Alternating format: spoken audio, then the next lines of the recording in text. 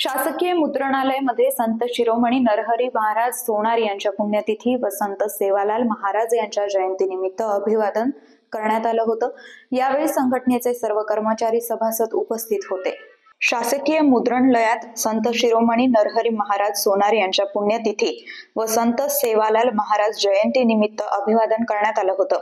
Railway station जवळील शासकीय मुद्रणालय छत्रपती संभाजीनगर इथं स्थानिक कर्मचारी संघटनेच्या वतीनं संत शिरोमणी नरहरी महाराज सोनार यांच्या 739वी पुण्यतिथी निमित्त अभिवादन करण्यात आलं। तसंच संत सेवालाल महाराज यांची 820वी जयंती निमित्त अभिवादन करण्यात आलं।